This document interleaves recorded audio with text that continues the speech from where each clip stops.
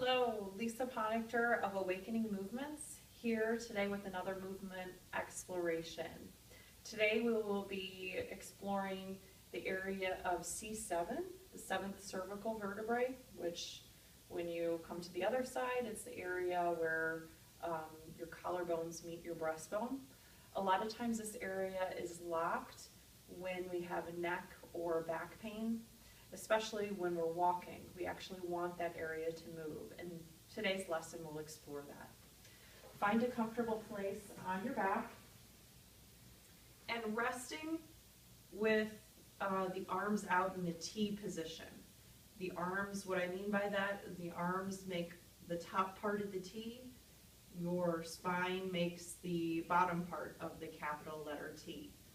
The fists are not in tight fists. The hands are actually not extended open, but they're somewhere in the middle, somewhere that feels comfortable. And if you're on the floor, you have your arms supported. If you're like me on a table, it's nice to put something up underneath the lower part of the arms so you actually can feel support. But for today's purposes, I'm filming this way, so if you can, get on the floor. If not, try to have supports under the arms. See in this position what it's like to turn the neck, and actually here you can have your arms resting at your sides. Notice what moves. Notice what doesn't move. Then you bring your arms to the T position and begin to roll the arms so that the thumbs point downward towards your feet, and then the thumbs point upward towards your head, or towards the wall behind your head, or if it's the outdoors, whatever is in that direction towards the top of your head, and then whatever is in the direction towards your feet. So you're rolling the ball and socket joints up and down. You may feel that you're just flipping your palms over, but I don't want it to be just a movement from the forearm here between these two bones. We actually want the movement to come from the ball and socket joint of the shoulder. So if you don't need a pillow, you can actually get that out of the way.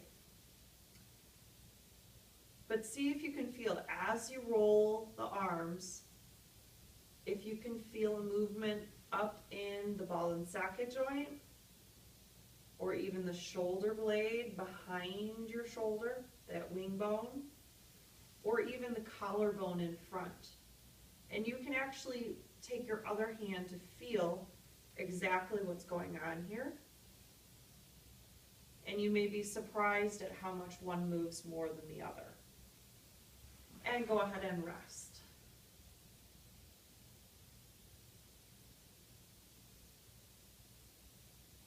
Noticing how each shoulder blade is resting at this point in time.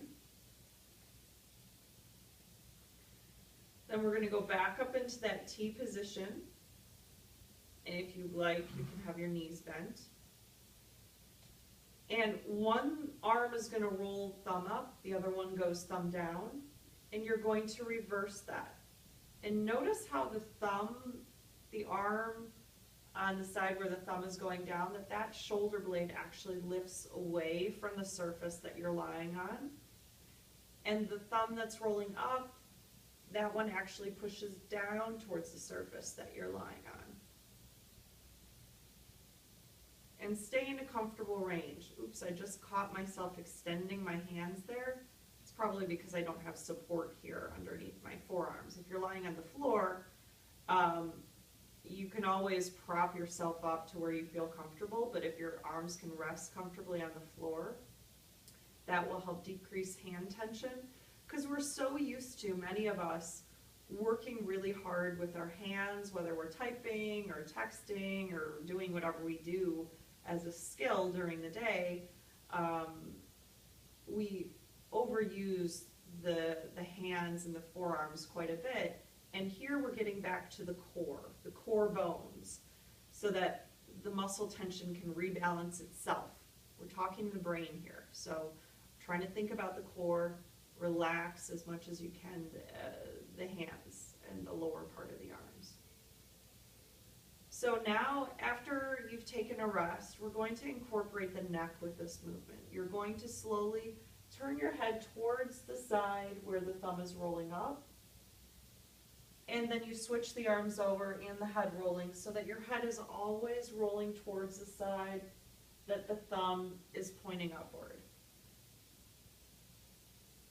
Whew. And that's already inducing a yawn for me because this feels good to some of the locked places in the upper back that I might have strained by working in the garden the other day. So this is just reminding those vertebrae in the upper back, the base of the neck, of how they can move.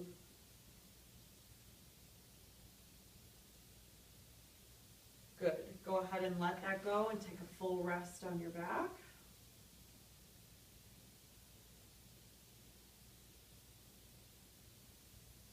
And now we're going to turn to the side. And if you need a pillow or would like a pillow, that's okay to do. And get to where the bottom arm is straight out in front of you, about a 90-degree angle from your abdomen. And your other arm is the gentle fist up in the air.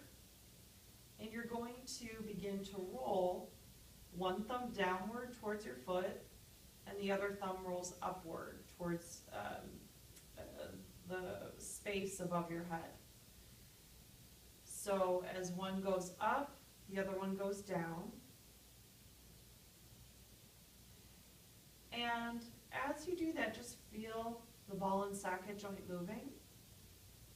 But when we're on the side, it actually, we can imagine that more movement can take place in the shoulder blade. And so what I'm going to have you guys do is imagine that when your thumb, the top arm, the one that's up in the air, when the thumb rolls headward, you imagine someone pulling your arm up. When the thumb rolls downward, you imagine that shoulder blade dropping down, and you almost kind of roll your upper back backwards by letting your shoulder blade or your wing bones slide back and down, by letting the arm drop as it winds with the thumb pointing footward. Thumb going up, someone pulls the arms. Thumb going down, you drop the shoulder blade back down. Good. And now incorporate the neck rolling to look at the arm when the thumb is going downward. We're talking about the arm where the arm that's in the air, not the arm straight out in front of you. The arm straight out in front of you is still rolling opposite of the direction of the arm that's up in the air. But you can actually look at the arm when the thumb is going downward, and the shoulder blade is sliding down and back. Just feel how nice that feels through the upper back and shoulder. Notice how far down your body you might feel that motion. Good. Go ahead and rest.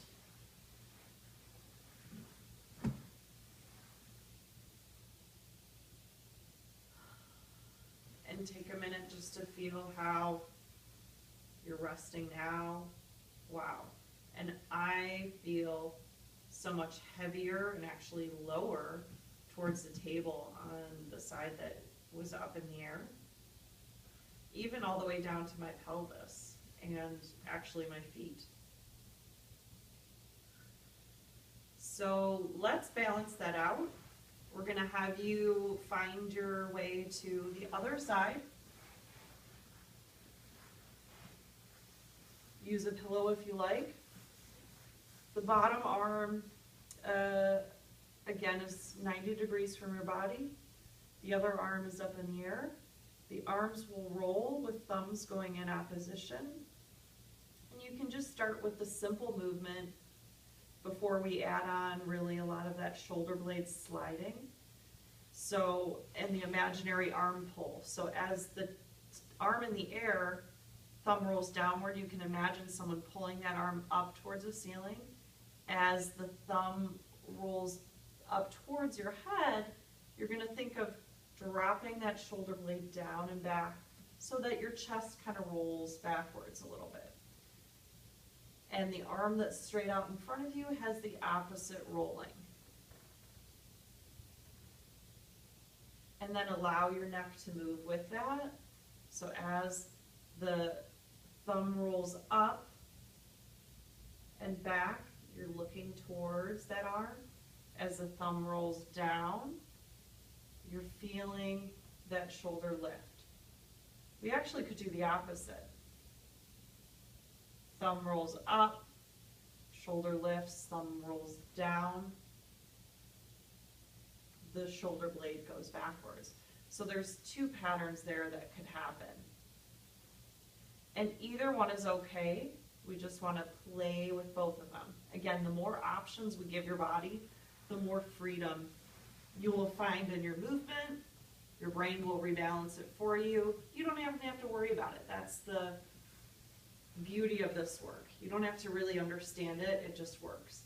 And oh my goodness, now my left side is down, just like the right side, and I feel more balanced. And I actually feel like both of my shoulder blades are resting quite nicely, differently than before. And let's see what my neck turning is like. So explore yours with me. Oh, feels so much looser. And I feel that area of the C7 moving. You can put your fingertips on your breastbone to feel if you can sense the movement there, and that means that we connected to that area. Or you could actually try to feel with your, you don't have to put your fingers there, but your awareness on the base of the neck.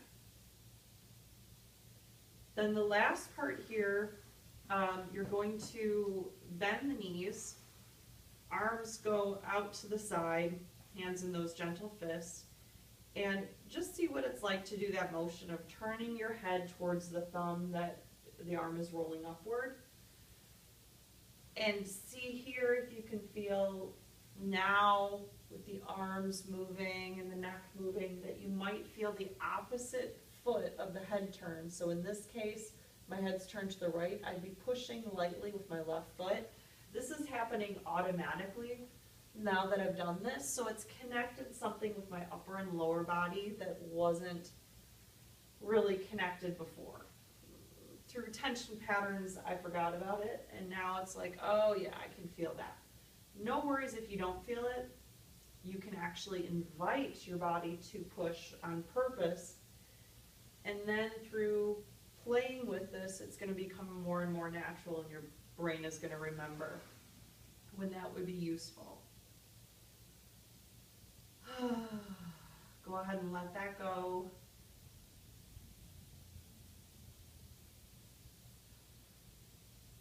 Notice how you're resting right now. So whether or not you have differences here, you may feel more differences when you get up and when you move around and when you're walking. So in particular today, I want you to think about what is different in what you feel standing and moving around, and if you can feel this C7 area, the steering wheel of the trunk, moving. And if you don't, as you go through your day, after the lesson, it really could be moving, most likely. But if you feel during the day that that disappears on you, that's a great time to lie down and to do some of these movements again so that you can feel and sense and just remind your brain and your body that, hey, this area actually can move. It's an area that falls asleep for a lot of us. By you plugging into these movements, you're going to reconnect with the fact that the whole body can work as a functioning team and feel absolutely good. So go ahead and walk around and see what's different for you. Thanks, and we'll catch you next week.